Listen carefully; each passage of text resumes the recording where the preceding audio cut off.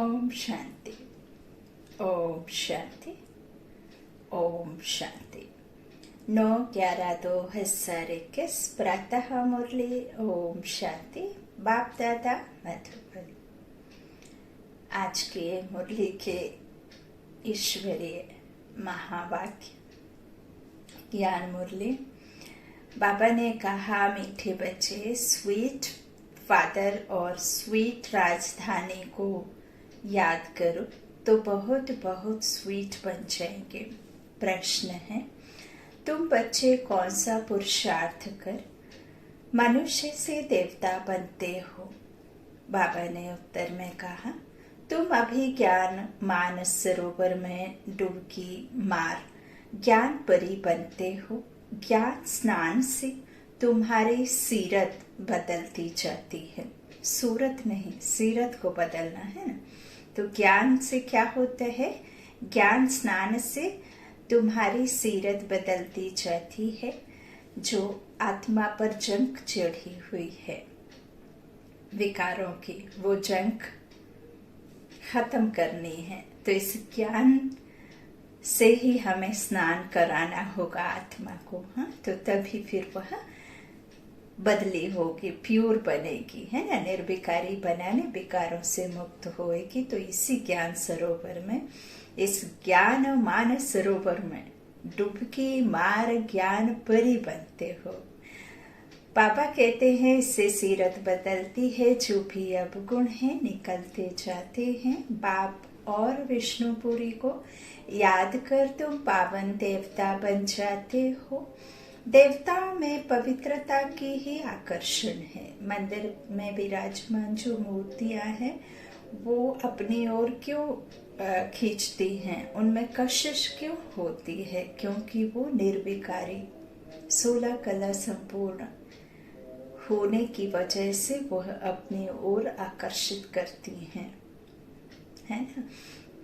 तो देवताओं में पवित्रता की ही आकर्षण है। इसी कारण मनुष्य देवताओं के मंदिर में दूर दूर से खींच कर जाते हैं। गीत है, हमारे तीर्थ न्यारे हैं। ओम शांति। मीठे मीठे रूहानी बच्चों ने यह गीत सुना। बच्चे ही लकी सितारे गाए जाते हैं। ज्ञान सूर्य, ज्ञान चंद्रमा, ज्ञान लकी सितारे। वह सूर्य चंद्रमा तो मांडवे को रोशनी करते हैं। कौन से सूर्य चंद्रमा की बात बाबा लिख रहे हैं? जो दिन में निकला सूरज तो क्या होता है? रोशनी हुई और सुबह का शुरुआत हो गई।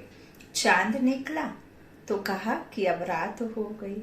तो वह है मांडवों को रोशनी करने वाले। हम आत्मा रूपी सितारे, चैतन्य शक्तियां रात को दिन करते हैं। और हमें परमात्मा ने इस धरा पर क्या किया है? निमित्त बना करके दिन करने के लिए सितारों को भेजा है ना। तो ज्ञान सूर्य, ज्ञान चंद्रमा, ज्ञान लकी सितारे, है ना। तो ज्ञान सूर्य कौन? Supreme soul. ज्ञान चंद्रमा और लकी सितारे, है ना। तो इस तरह से बाबा कहते हैं, इसलिए तुम्हारी महिमा गाई हुई है। तुम हो ज्ञान सितारे। उनको ज्ञान सितारे नहीं कहा जाता। ज्ञान सूर्य नाम सुनकर समझते हैं कि शायद वह सूर्य ज्ञान स्वरूप है, क्योंकि समझते हैं पत्थर भीतर में भगवान है। सूर्य देवता नमः, चंद्र देवता नमः कह देते हैं। उसमें ना तो जान है और ना ही उसमें लाइफ है, फिर भी उसको क्या कह देते हैं कि सूर्य देवता नमः, चंद्र देवता नमः। तो बाबा कहते हैं वो तो लेकिन मांडव को रोशन करते हैं। वो कैसे उसमें लाइफ हो सकती है? कैसे जीवन हो सकता है? और कैसे उसके अंदर में ज्ञान भरा हुआ हो सकता है? हाँ, तो उनको ज्ञान सितारे बाबा कहते कहा ही नहीं जाता, है ना। और बाबा कहते क्योंकि सब समझते हैं ना कि पत्थर भीतर में भगवान है, तो सूर्य को बहुत मानते हैं। अपने को सूर्यवंशी कहलाते हैं। सूर्य की पूजा करते हैं। झंडा भी सूर्य का है। तुम्हारा है त्रिमूर्ति का झंडा। कितना वंडरफुल है। इसमें लिखा हुआ भी है सत्यमेव जयते, सचमुच विश्व पर विजय तो वही प्राप्त कराते हैं। तुम हो शिव शक्ति पांडव सेना। उन्होंने नाम रख दिया है त्रिमूर्ति मार्ग, त्रिमूर्ति हाउस। इनका अर्थ भी बाप समझाते हैं कि इन त्रिमूर्ति में मैं बाबा कहते हैं त्रिमूर्ति से मैं क्या कर्तव्य कराता हूँ। इन शिव शंकर अलग अलग हैं, लेकिन ब्रह्मा विष्णु और शंकर ये त्रिमूर्ति। तो स्वयं सुप्रीम सोल शिव बाबा इस त्रिमूर्ति के द्वारा क्या कार्य कराते हैं, मैं क्या कर्तव्य कराता हूँ इस त्रिमूर्ति से। बाबा कहते हैं ब्रह्मा द्वारा स्थापना, विष्णु द्वारा पालना, शंकर द्वारा विनाश। तो उन्होंने त्रिमूर्ति से शिव को निकाल चित्र खंडित कर दिया है। जो ऊपर में शिव निराकार सुप्रीम सोल सर्व आत्माओं का पिता, वो सर्वशक्तिमान, उसे क्या कर दिया, त्रिमूर्ति के चित्र से निकाल उसे खंडित कर दिया। अब तुम जानते हो कि इस त्रिमूर्ति के चित्र में कितना राज है। सत्य शिव बाबा ब्रह्मा द्वारा राजाई देते हैं। हम बच्चे शिव बाबा द्वारा कल्प पहले मिसल फिर से पवित्रता, सुख, शांति और संपत्ति का राज्य ले रहे हैं। पढ़ाई हमेशा ब्रह्मचर्य में ही पढ़ी जाती है। अभी तो कोई कोई शादी के बाद भी कोर्स उठा लेते हैं क्योंकि आमदनी जास्ती हो जाती है। यहाँ तुम्हारी आमदनी अनगिनत है। बच्चे जानते हैं कि शिव बाबा हमको विश्व का मालिक बनाने आया है। श्रीमत श्रेष्ठ गाई हुई है और श्री श्री द्वारा श्रीमत मिलती है। तो श्री श्री कौन? स्वयं सुप्रीम गॉड है ना। Shri Shri supreme soul. तो बाबा कहते हैं श्रेष्ठ मत गाई हुई है। बाबा का बच्चा बना तो जरूर बाप की मत पर चलेगा, भाई भाई की मत पर नहीं। वह तो अनेक जन्म चले, उनसे कुछ फायदा नहीं हुआ। देवी देवता बाबा कहते वो तो अनुज ठहरे ना। वो तो बाबा कहते कि अनेक जन्म, वो जो आदि में आए उनके ही 84 बर्थ हुए, तो वही सबसे जास्ती बर्थ लेकर के और 84 के चक्र में आए। तो बाबा कहते हैं वो तो जो सतो रजो तमो में जन्म मरण में आए, तो वह तो अनुज ठहरे ना। फिर वो अनुज जो है उनकी मत पर चल कर कैसे आपको कुछ सुख मिलेगा, है ना। अनुज को कुछ दे ना सके। बाबा कहते हैं इस तरह से जो भाई भाई की मत पर नहीं, वह तो अनेक जन्म चले, उनसे थोड़े ना कुछ फायदा हुआ। अब बाबा की मत पर चलना है। साधु संत आदि सब भाई भाई हैं। अब बाप आया है ऊंची मत देने। नेचर क्योर की भी बहुत दवाइयां करते हैं। वह है सब अल्पकाल के लिए। यह है 21 जन्म के लिए नेचर क्योर। वह कहेंगे ठंडे पानी में स्नान करो, यह करो, खान पान की परहेज करो। यहाँ वह खान पान की बात नहीं। यहाँ तो स्वीट फादर बच्चों को कहते हैं अब मुझे याद करो तो तुम बहुत स्वीट बन जाएंगे।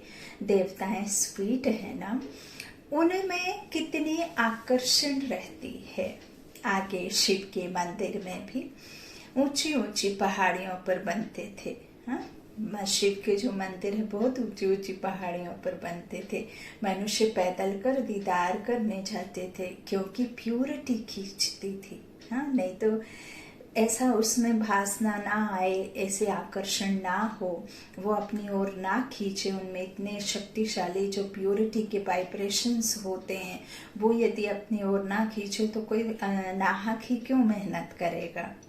अगर कोई गलत कार्य के लिए बुलाता तो कोई पैदल जाता है क्या? नहीं जाता है ना। तो इस तरह से बाबा कहते हैं इतना पैदल जा जा करके दीदार करने जाते थे तो उनकी प्योरिटी खींचती थी। देवताएं जब पवित्र थे तो विश्व पर राज्य करते थे। अब उनके चित्रों के आगे जाकर वंदना नमन करते हैं। वो पूज्य सो पुजारी। फिर सभी समझते हैं कि भगवान पूज्य भगवान पुजारी। यहाँ बाबा आत्माओं को कहते हैं कि आत्मा ही पूज्य होती है और आत्मा ही पुजारी। जब आत्मा पूज्य होती है तो वो निर्विकारी होती है और जब वो पुजारी बनती है तो वो काम विकार में आकर के जो है भक्ति काल में आ जाते हैं, रावण राज्य में आ जाते हैं, है ना। कामचिता पर बैठ काले हो पूज्य से पुजारी बन जाते हैं। तब उनको देवताओं की पदवी दी ही नहीं जा सकती, है ना। इस तरह बाबा कहते हैं देवताएं जब पवित्र थे ना तो विश्व पर राज्य करते थे और अब उनके ही आगे जाकर वंदना नमन करते।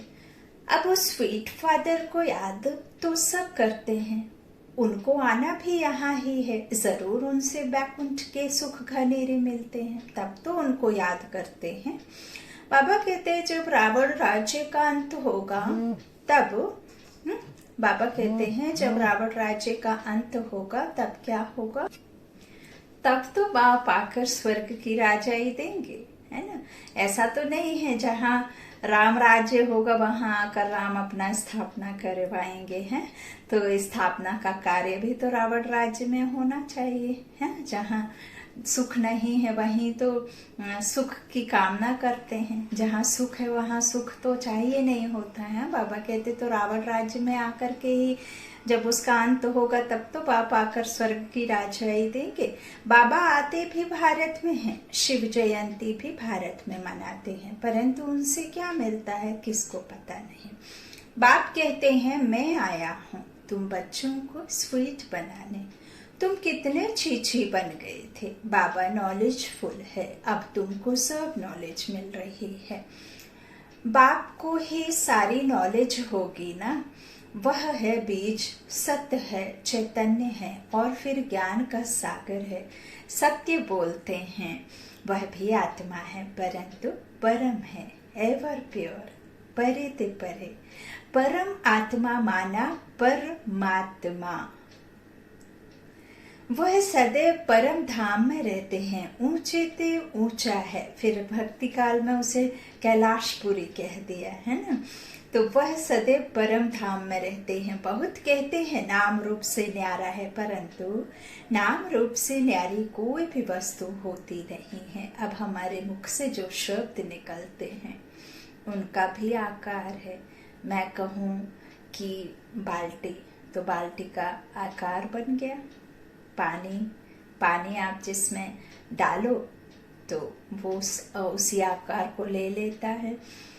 शब्द दिखते नहीं हैं लेकिन शब्द छूते हैं, टच करते हैं। शब्दों का कहना चाहिए रंग रूप सब होता है, आवाज का भी रंग रूप होता है। नहीं तो कोई इन तारों के द्वारा आपके पास तक कैसे ये पहुंचा सकता है। रेडियो देखिए, दूर दूर से रेडियो में जो आकाशवाणी या जो भी उसका नाम रखा हुआ होता है तो वो हम तारों के द्वारा पहुंचाते हैं, है ना। कोई समझिए कि यूरोप में बैठा है, वह रेडियो या फोन के द्वारा बात कर रहा है तो वह आवाज का भी तो कुछ रंग रूप है कि नहीं है। बाबा कहते इस तरह से नाम रूप से न्यारी कोई भी चीज, कोई भी वस्तु होती नहीं है। उनका नाम शिव है, सभी उनकी पूजा करते हैं। वह निराकार है, निराकार। जो जिस तरह से पानी अपना किसी भी आकार में आप उसे बना सकते हैं, आप आइस बना लो तो वो आइस शेप आ जाता है। उसकी जो कहना चाहिए कि फिर हम उसको हर चीज हर तरीके से देख सकते हैं, पकड़ सकते हैं, उसको रख सकते हैं, उसका साइज में माप सकते हैं, है ना। ग्लास में डालो तो ग्लास का आकार ले लेता है। तो निराकार किसी भी आकार को ले सकता है। अब आया हुआ है, कौन आया हुआ है? निराकार। आगे हम देह अभिमानी थे, अब बाप कहते हैं बच्चे आत्म अभिमानी भव।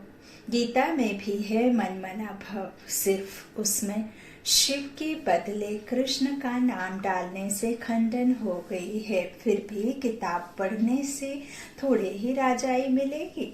गीता की किताब पढ़ लेंगे तो उससे राजाई नहीं मिलेगी ना। तो राजाई होती है सतयुग में। जरूर बाप संगम पर आएगा। अभी ड्रामा अनुसार भक्ति पूरी होती है। भक्ति के बाद है ज्ञान।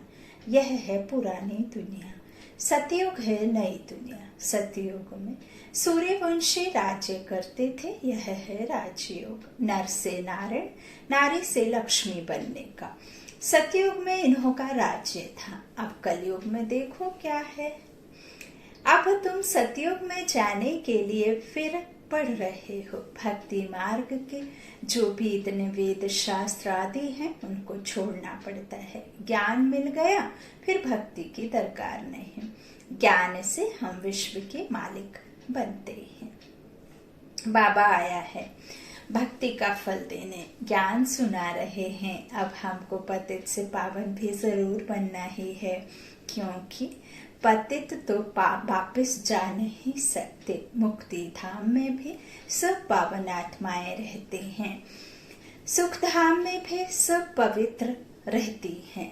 अभी कलयुग में सब पतित हैं। अब उनको पावन कौन बनाएगा? पतित पावन है एक बाप। अब बाप कहते हैं मैं इनके बहुत जन्मों के अंत में आता हूँ। सबसे जास्ती नंबर 1 भगत यह दादा है। फिर ब्रह्मा कहो या लक्ष्मी नारायण की आत्मा कहो, चाहे कृष्ण की आत्मा कहो, है ना। तो बाबा कहते यह बड़ी गूढ़ बात है समझने की। विष्णु की नाभि से ब्रह्मा और ब्रह्मा की नाभि से विष्णु निकला। विष्णु 84 जन्मों के बाद ब्रह्मा बनते हैं। यह बातें कोई शास्त्रों में नहीं है। बाप भी गीता पाठी था। जब ज्ञान आया देखा बाबा तो विश्व की बादशाही देते हैं। विष्णु का भी साक्षात्कार हुआ। फिर फट से गीता आदि छूट गई। तो बाबा कहते हैं बाबा की प्रविष्टता थी ना, फिर कभी हाथ भी नहीं लगाया। एक बाप को ही याद करने लगा। यह कहते हैं मैं भी उस बाप से सुनने लगा। कौन कहते हैं? ब्रह्मा बाबा। तो शिव बाबा कहते हैं हम जब बच्चों को सुनाते थे तो यह भी सुनते थे, है ना। ये भी तो पुरुषार्थी है ना। तो इनके तन में मैं प्रवेश कर आया हूं, इसलिए इनका नाम रखा है अर्जुन। कोई अर्जुन एक की बात नहीं है ना। तो शास्त्रों में घोड़े का रथ दिखाते हैं, कितना फर्क है ना। तो घोड़े का रथ दिखाते हैं ना, तो कितना फर्क है। घोड़े गाड़ी में एक को बैठ ज्ञान दिया क्या? अभी तुम समझते हो या कैसे हो सकता है?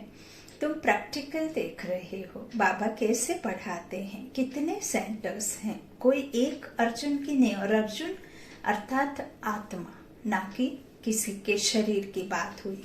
तो इस तरह कितने सेंटर्स हैं। तो पढ़ाने के लिए जरूर पाठशाला चाहिए, ना कि युद्ध का मैदान, है ना। तो इस तरह बाबा राजयोग सिखाता है। सतयुग में कोई शास्त्र होता नहीं। मैंने अब ज्ञान सुनाया, बस सतयुग में दरकार ही नहीं। पुरानी दुनिया का जो कुछ है यह सब खाक में मिल जाएगा। यह राजस्व अश्वमेध यज्ञ है। अश्व इस रथ को कहा जाता है। इनको भी स्वाहा करना है। आत्मा बाप की बनी, फिर यह पुराना शरीर भी खत्म हो जाएगा।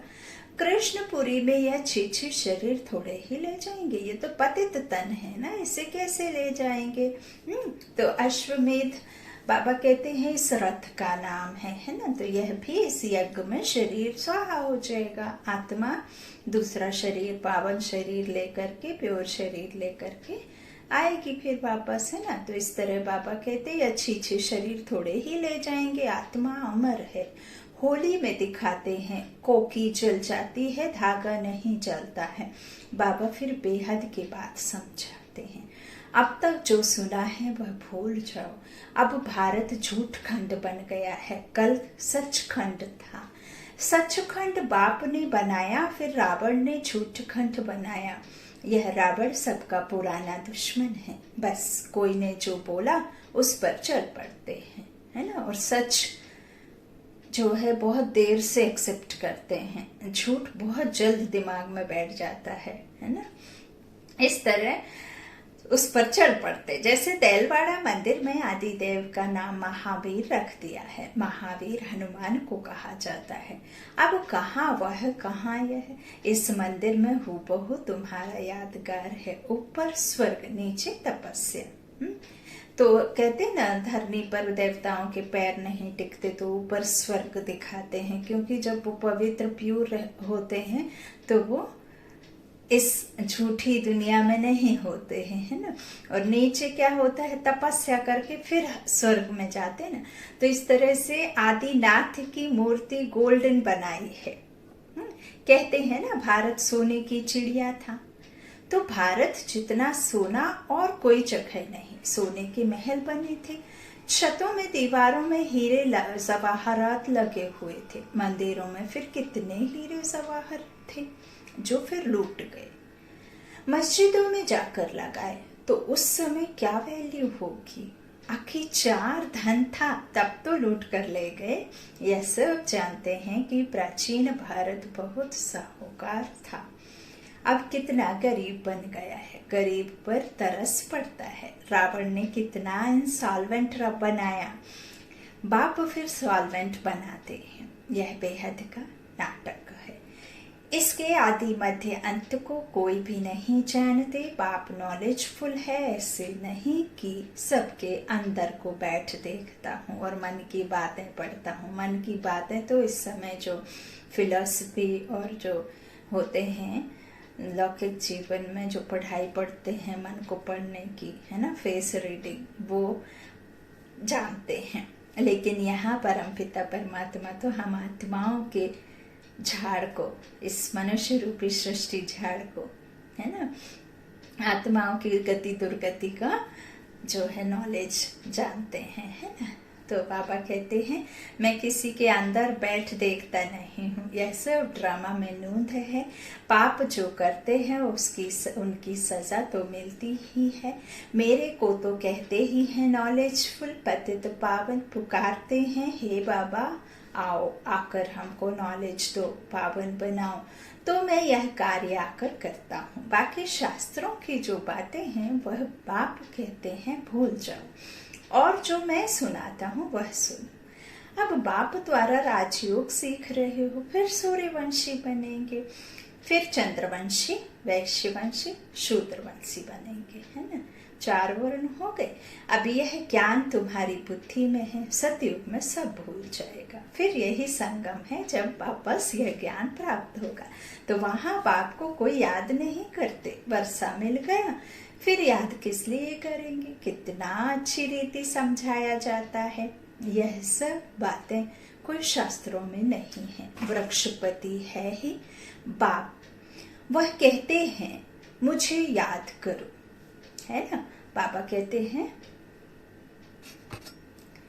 क्रिएटर एक होता है कि पत्थर ठिक्कर भी क्रिएटर होंगे। क्रिएटर एक होगा या ठिक्कर पित्तर में भी, पत्थर में भी फिर क्रिएटर होंगे, है ना। मान लीजिए शिव परमपिता परमात्मा, मान लीजिए कच्छ का अवतार लेते हैं। अब हम तो जीव आत्माएं हैं, हमें तो कर्मेंद्रियां चाहिए बोलने के लिए भी और सुनने के लिए भी।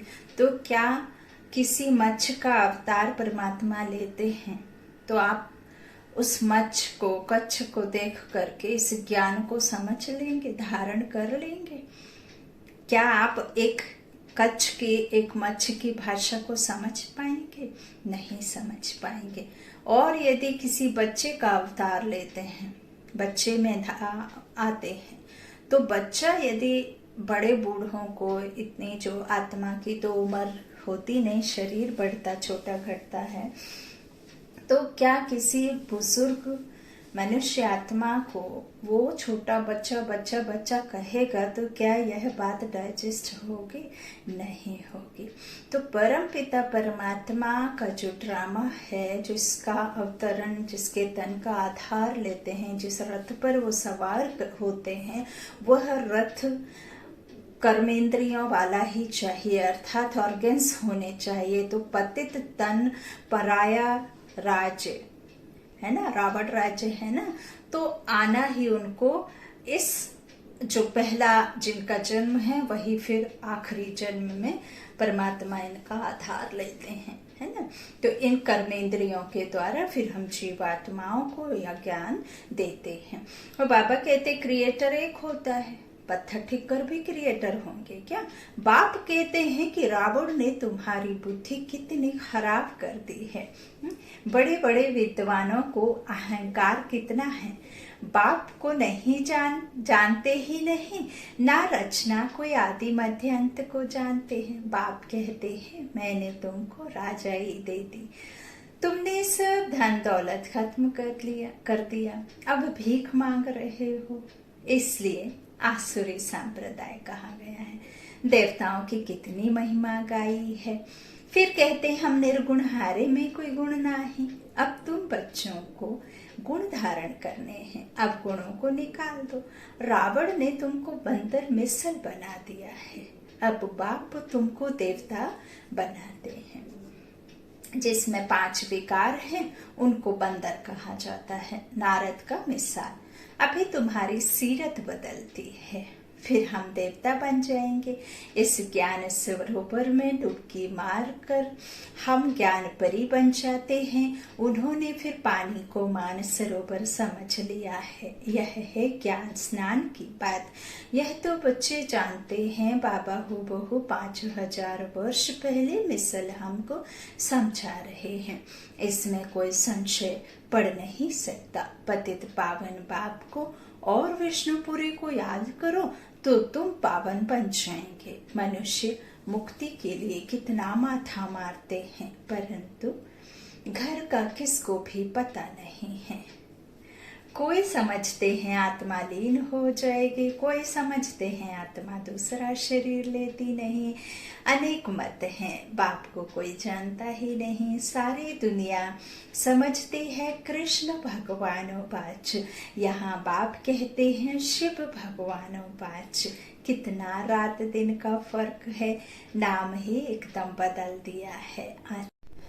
अच्छा मीठे मीठे बच्चों, बाप दादा दोनों कहते हैं, दोनों के बच्चे हैं ना। यह भी स्टूडेंट, तुम भी स्टूडेंट, यह भी पढ़ रहे हैं। जो भारत को पावन बनाने की सर्विस में है वही बच्चे ठहरे। जो पावन नहीं बनते उनको देखते भी बाबा नहीं देखते।